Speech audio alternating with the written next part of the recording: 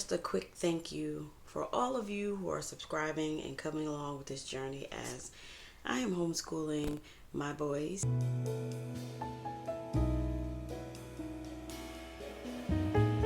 I'm Francis, and I have four sons, 24, 15, about to be 16, 14, about to be 15, and 11. So I am no longer an elementary homeschooler. I am into the middle school and high school. This is my second year teaching high school and my second time around starting middle school. So I have learned a lot from teaching my older ones middle school, doing middle school again. So I am better prepared this time for middle school than I was before. And so thank you for those who are subscribing. For those, if you are new, hit that subscribe so you don't miss any more.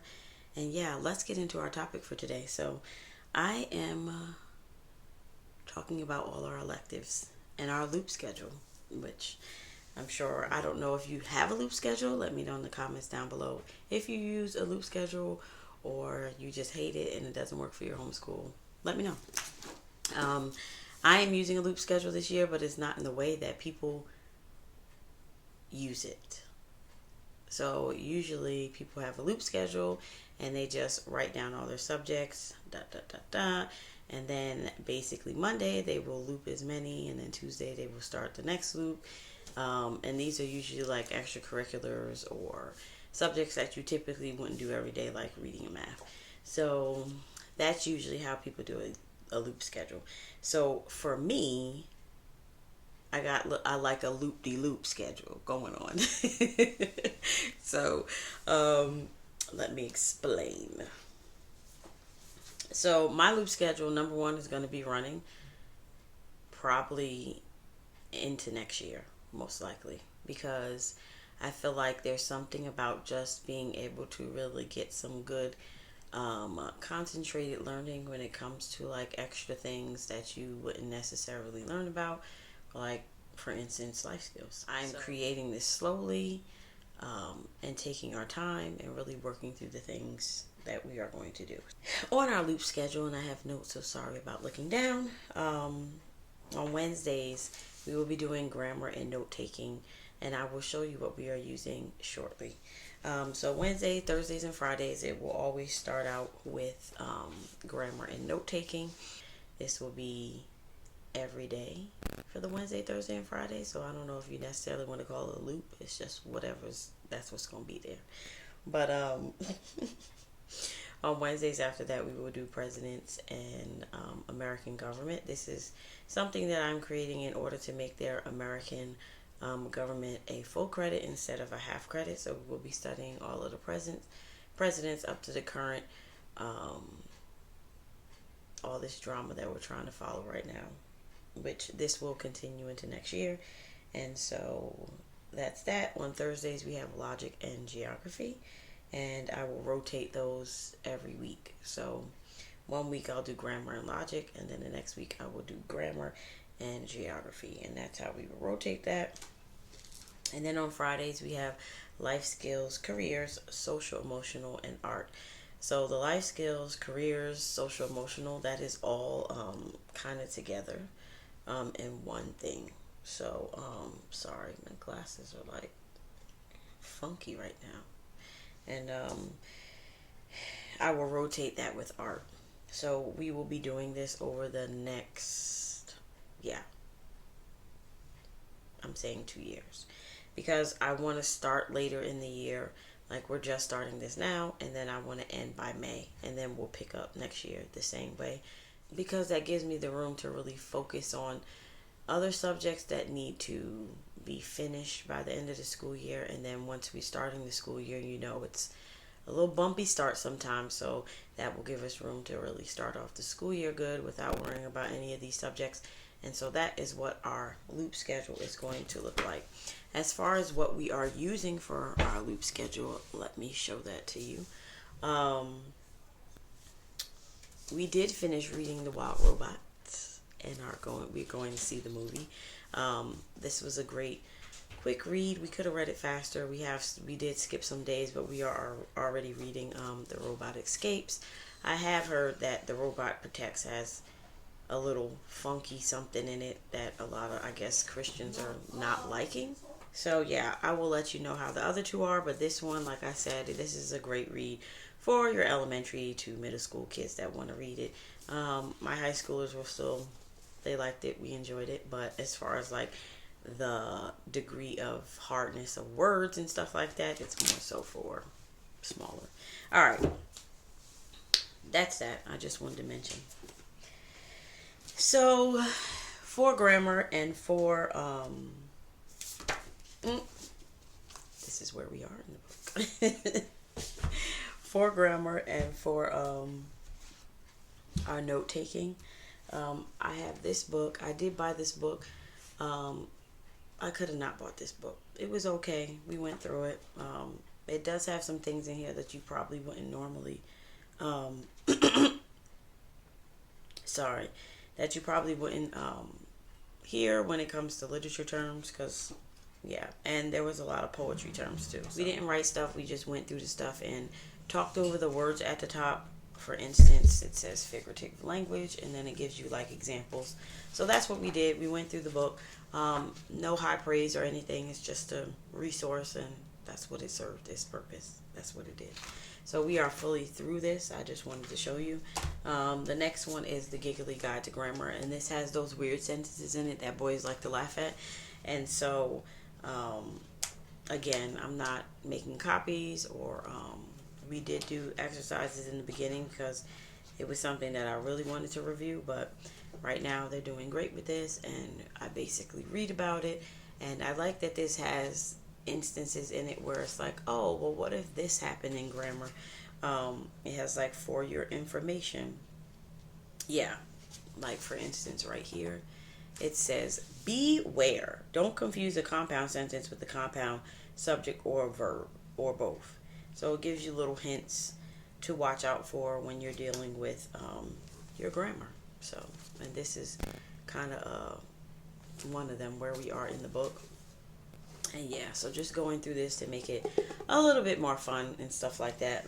Because as you guys know, if you have already been on here with me, we are using Grammar for the Well-Trained Mind. Not only that, they do fix-it grammar on the side. That is just something to where they're getting the practice of fixing and rewriting the sentence. So when we do this together, we will not be doing every problem in this book. I will more so be pulling out examples and putting them on dry erase board, and we will work through them together, especially because there's diagramming in it once you get really heavy into this. And so I do have the diagram dictionary because, hey, after it gets to a certain point, and I don't even know what they're called, but it could get crazy, okay? And so this guy right here, where you have to like, yeah, so it can get crazy. And even me, I was a little confused the first time around that we did this book, but that is what grammar looks like for our rotation. So for note taking, I am using the notes on the notes, and this, like I said, was an awesome resource. We have gotten up to keywords, and I just read through this and told them as I read, pick out the keywords so they can just learn, like, if they're taking notes and somebody's talking a lot and this is a way that they like to take notes, that they are just using this in the way that they learn. I am also using, I believe his name is Academic Studying on Instagram. He does like history notes. So as we go through this, and also I'm using his thing right now where they're learning to take notes through a type of chart, which I will see if I can insert it here so you guys can see it. And I really like his page. He shows you how to take notes for like high school classes. And if I remember, I will link it below so you can see his page for those high school homeschool mamas. And so this is really, really, really deep. And so we are definitely taking our time because I want them to find whatever method of note taking is going to work for them the best.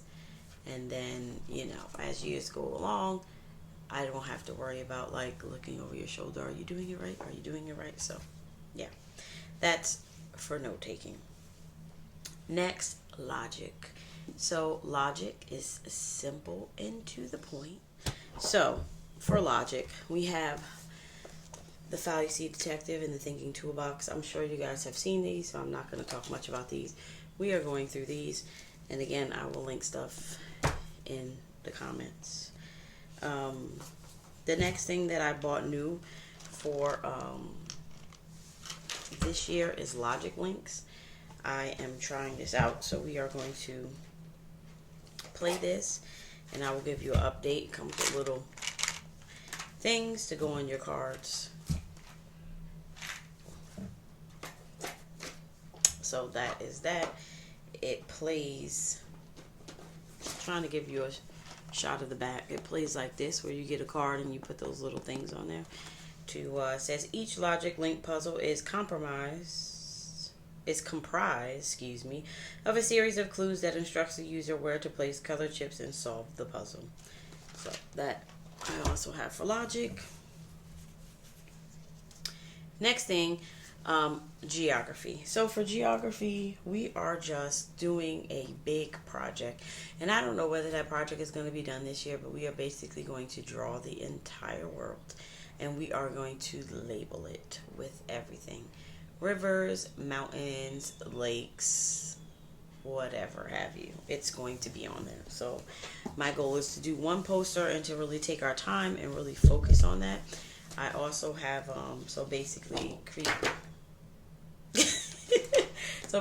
creating this on a bigger scale and labeling it. I just hit myself in the mouth. Labeling it. So putting things on there like the mountains and the deserts.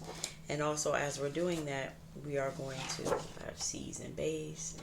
We are going to study Australia. We already studied Africa, and we studied the United States. We're going to study Australia because I do have a study for it.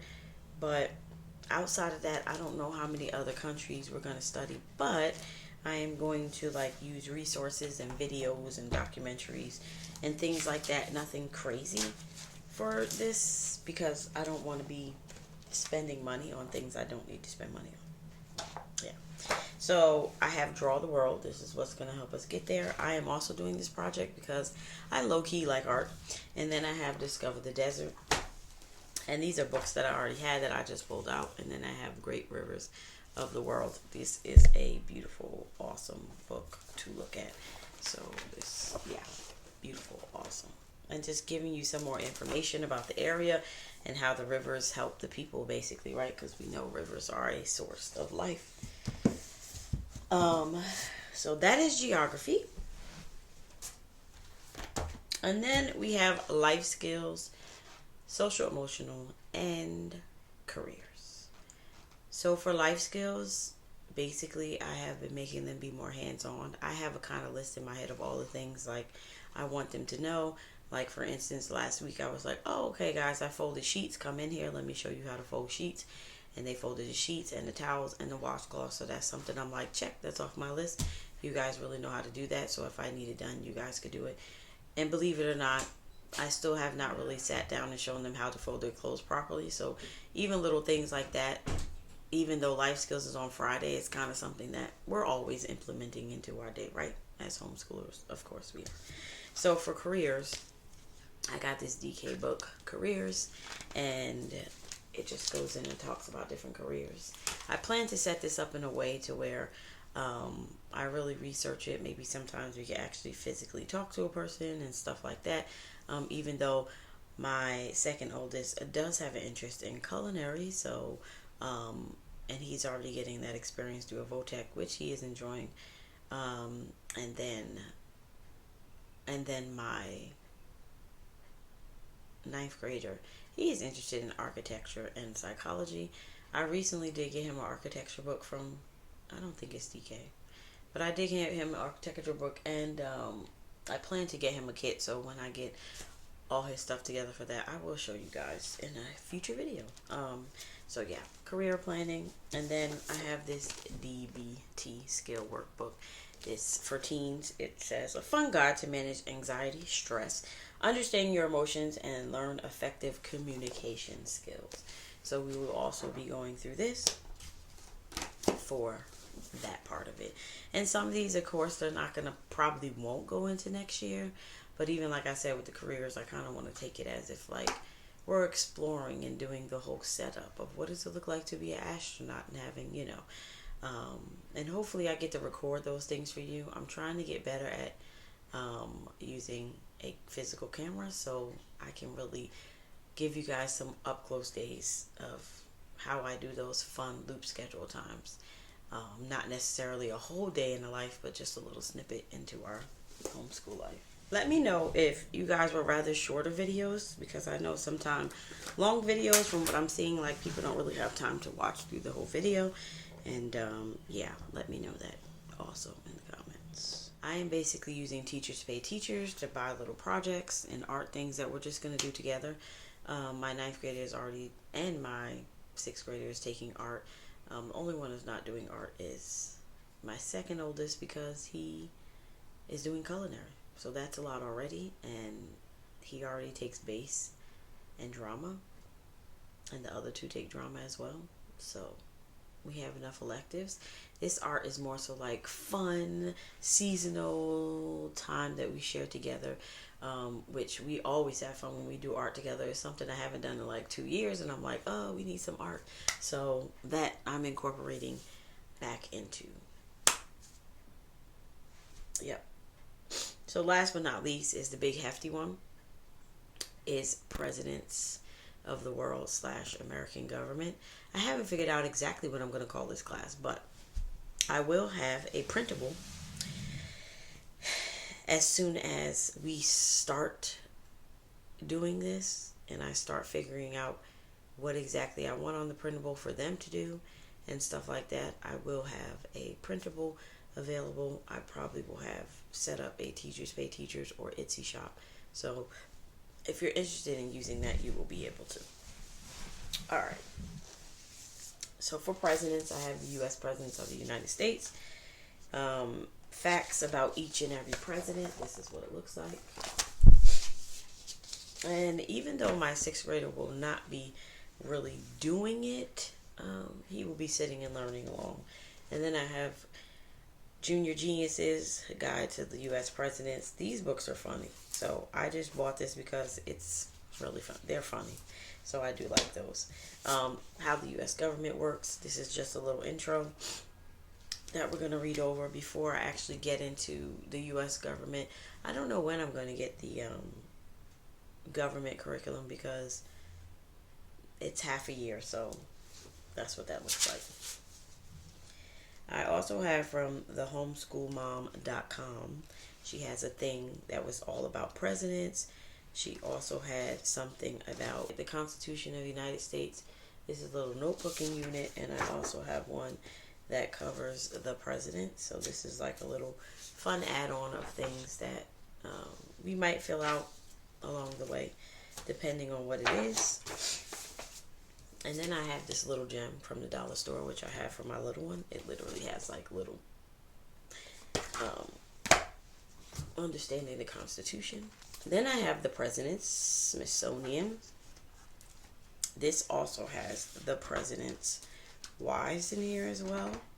I don't know if we're going to necessarily cover their wives. I actually just have this. I thought this was okay. It has enough information in it, but it isn't really, yeah, it wasn't a lot, which led me to get the big red one. And then my final thing, because I was like, this is not enough.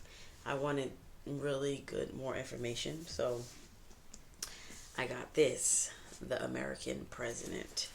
And this is a detailed biography, historical timeline from George Washington to Biden. So they are good length biographies of each one in here. let me get to a page. So this is what the beginning of it looks like. And then as you turn, you have a timeline on the bottom. And it tells you also other things, who was Secretary of Agriculture and all those things during that time as well. The timeline on the bottom also tells you what was going on in history at the time. So this is definitely like a good hefty thing we will be getting into. And I was waiting to find something that was a little bit more heavier, especially for my older ones, because I really want to dig into. It's more so just to, like, when you're studying history and world history, like thinking about it from a presidential standpoint and what it looked like in their life and how all of that goes into it as well. So, sorry, I am still stuffy. So that is all I have for today. Again, if you have not subscribed, subscribe, and y'all watch some videos. So as we are on our way into growing this YouTube life. I will see you in my next video. Peace out.